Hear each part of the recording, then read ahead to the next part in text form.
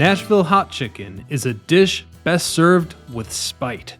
As the story goes, in the year 1930, Thornton Prince III was quite the ladies' man, and on one unassuming Saturday evening, his girlfriend had had enough of his womanizing ways. So as an act of revenge, she put an absurd amount of spice in his fried chicken.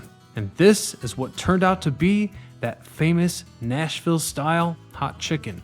Today, we're going to recreate that notorious meal.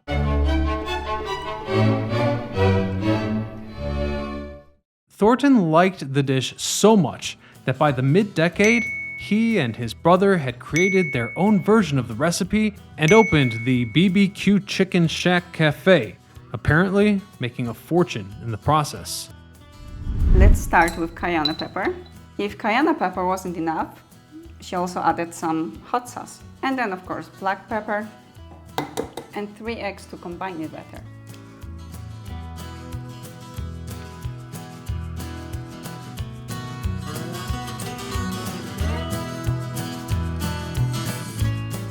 Hot chicken was a hit, and it took an instant hold on American culture.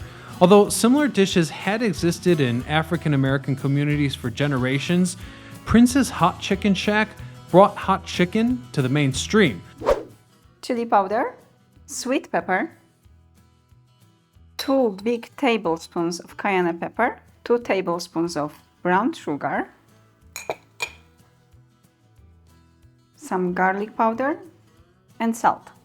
Just have in mind that the oil is still pretty hot, therefore you don't need to warm it up to extract all the flavors. For years, they served the citizens of Nashville on 28th and Jefferson Street until moving downtown to Hell's Half Acre, not far from the legendary Ryman Auditorium. In its prime, the stars of American radio patronized the cafe on a daily basis, which in times of segregation had a separate dining room for black and white guests.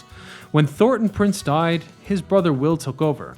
Upon his passing, the restaurant was then handed over to his wife, Maud, keeping the operation a family affair. The legacy of this dish is strong, with chains such as KFC selling Nashville Hot Chicken in select locations as what turned out to be one of the most successful products to be offered in the company's history. And it's funny to think that one man's infidelity may have changed the culinary world for the better.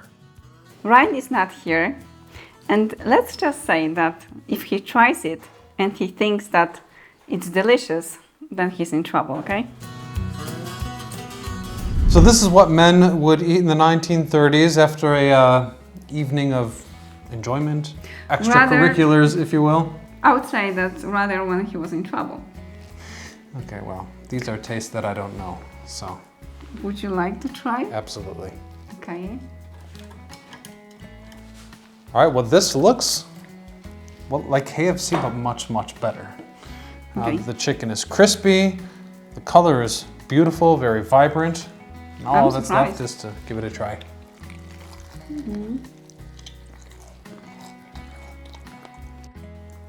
Oh my goodness. I'm sorry, it's not eatable. I like it. What?